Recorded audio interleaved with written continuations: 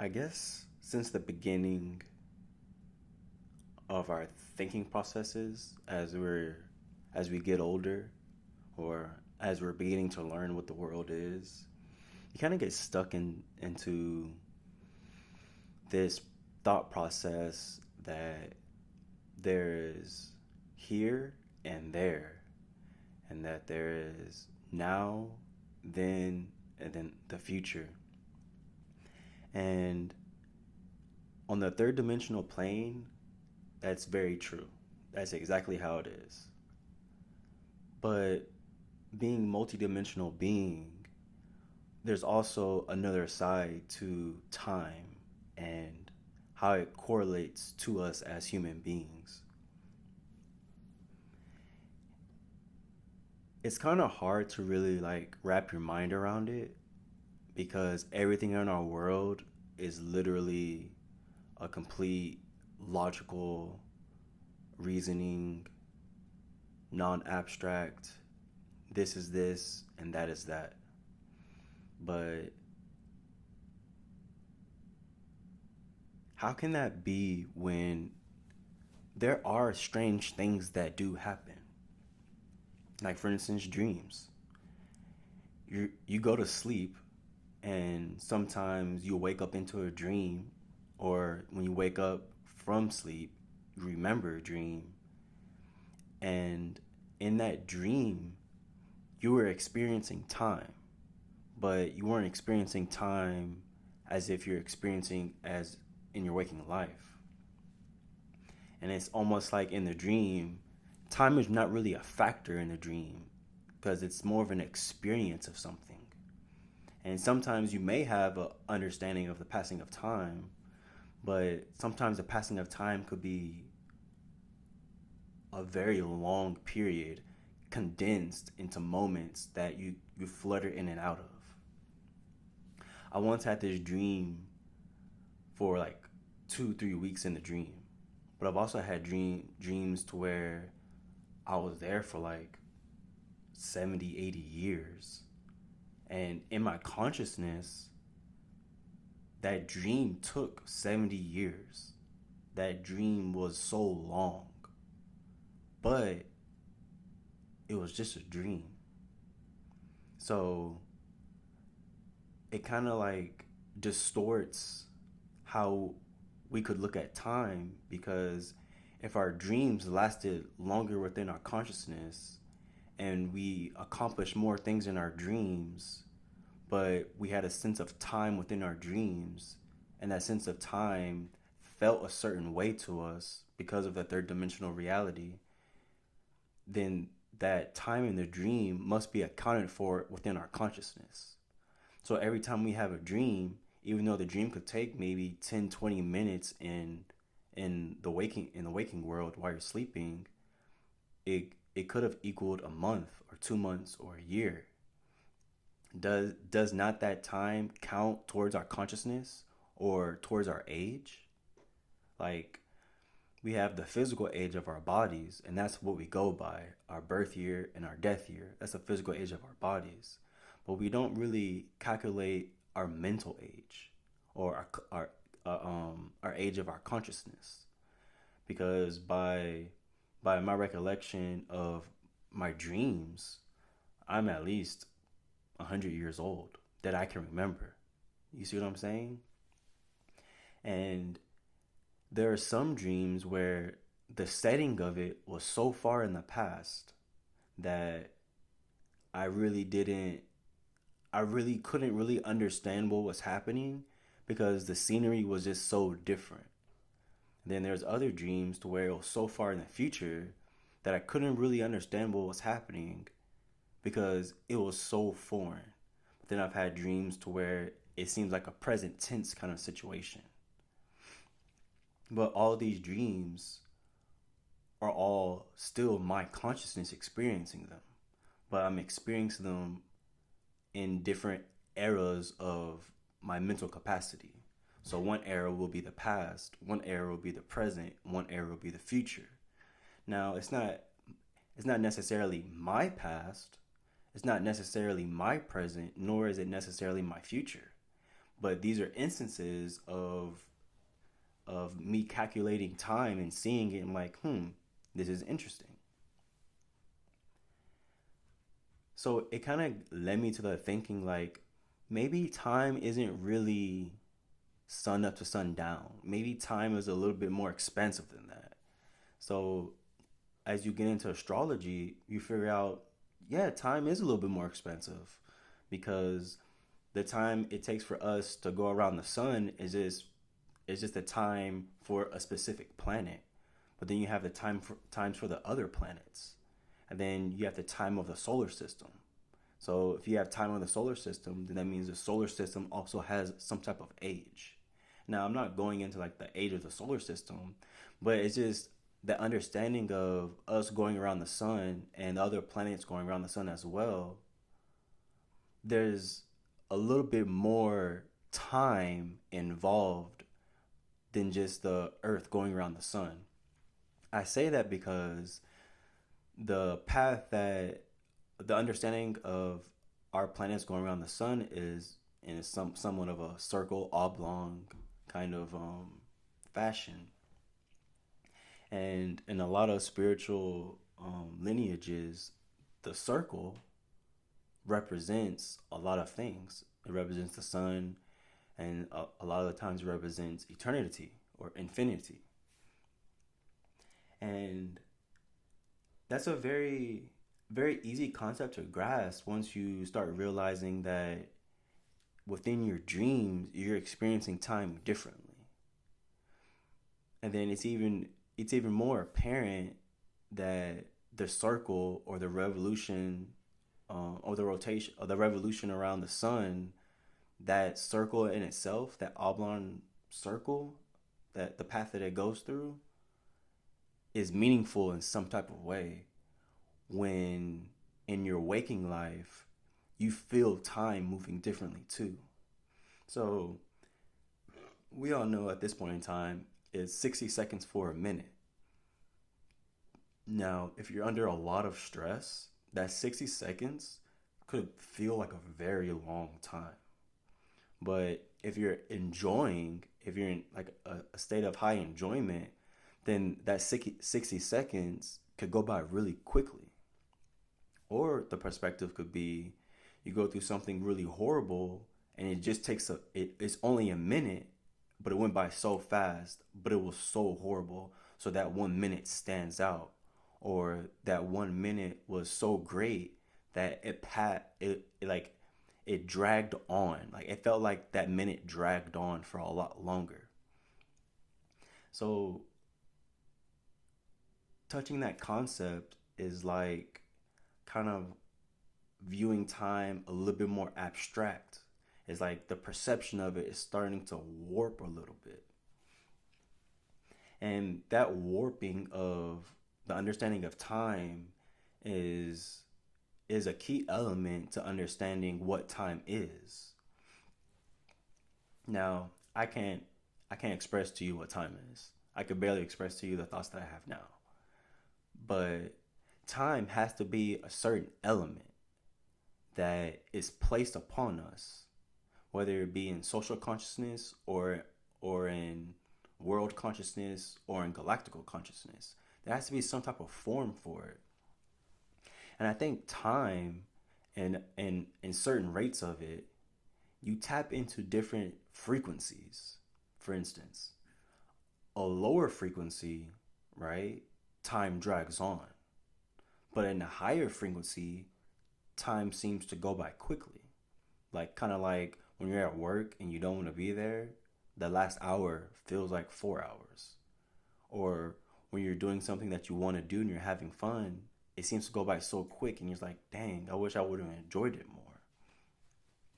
And that distortion of the same hour is what leads us to start thinking about time in a slightly different way. Now, I wanted to say all of that because if you haven't experienced by now, time is not linear. It can't be. The reason why it can't be is because, well, I can't say it can't be. I think time is linear for people that have linear minds. But if you have an abstract mind and your psychic abilities are rising, you will start noticing things and understanding things, deja vu, and seeing the future, whether through in dreams or in premonitions. And it will start warping the reality of things.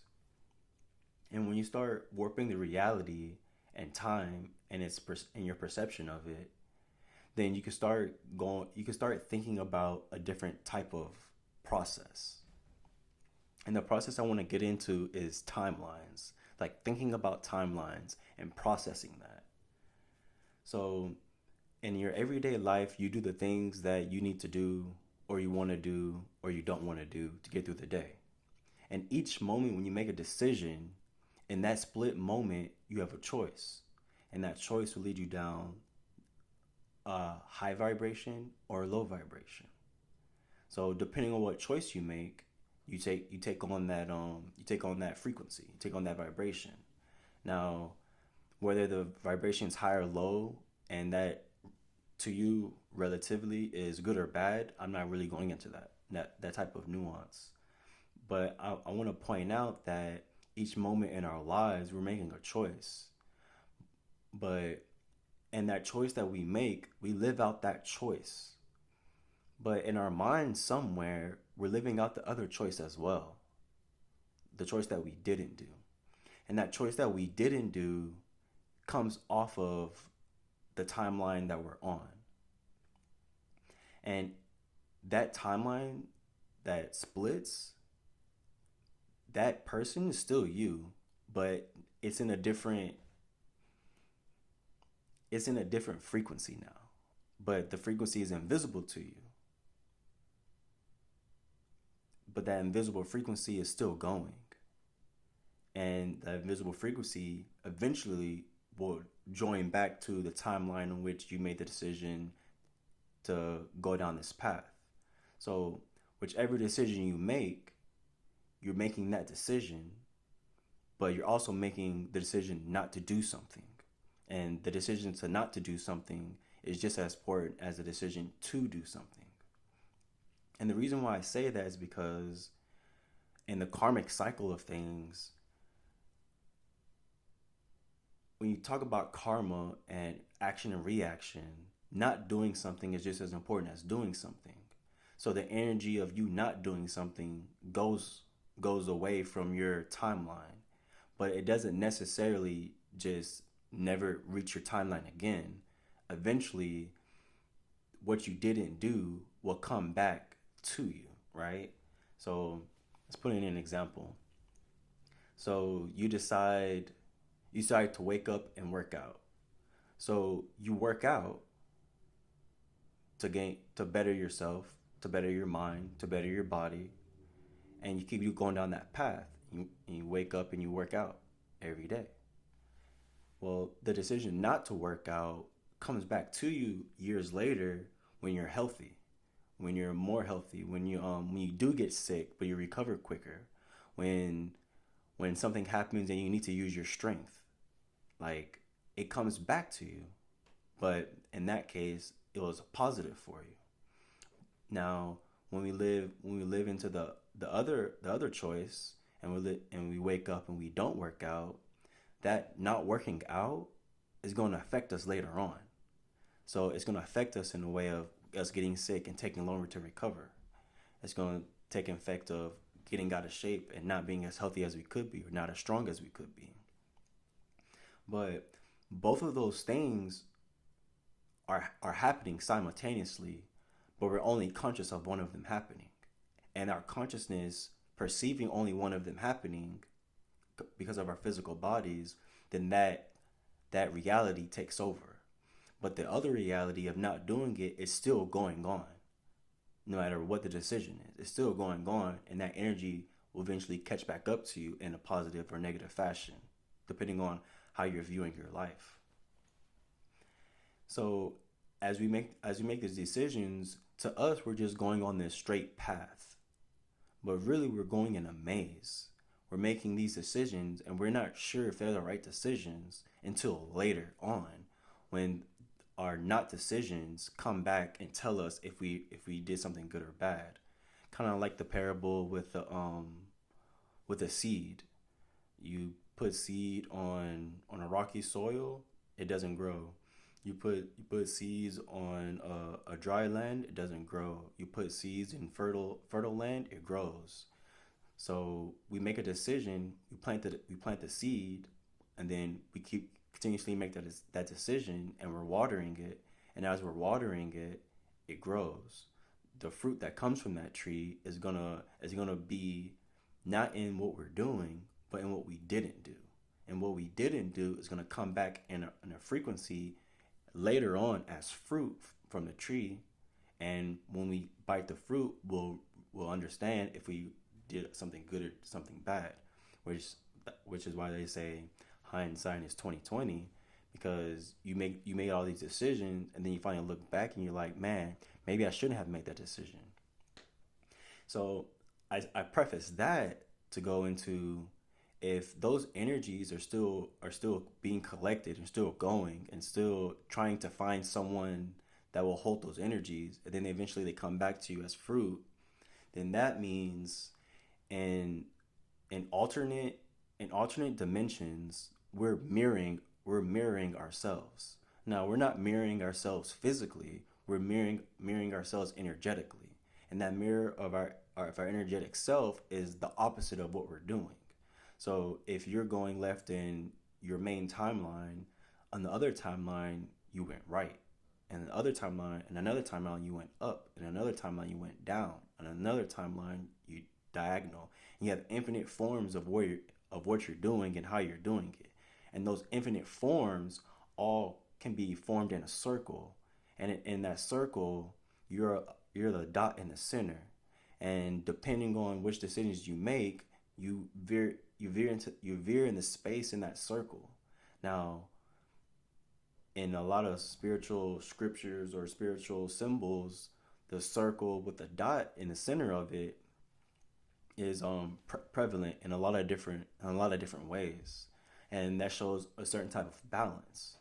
So if you go into your astrology and you map out the astrological symbols in a circle, and you see and you see where you are within the year physically. So if it's late November, then you're in Scorpio. So you put that dot on the edge of the circle in Scorpio, and that's where your body, that's where your physical body is at. That's what the energy is bringing in. But you're all but even though that circle is on the edge in Scorpio, you're also in the center, right? So you're being drawn to that circle in Scorpio, or there's energetic forces that are working onto from that Scorpio energy. There's energetic forces going into the center of the circle, which is the balanced you, right? Now, we're not always in the center of the circle. Sometimes we're being dragged into a direction, but we are still in the center of the circle. So no matter how many bad decisions we make, a part of us is always centered in what we're doing. But we sometimes it's masked, like it's masked by us. So the idea behind the timelines of different things happening and different understandings going on plays a part in spirituality, because all decisions that we make have already been made and already will be made infinitely and eternally. And the only concept of us understanding of what's happening is our present consciousness within that moment.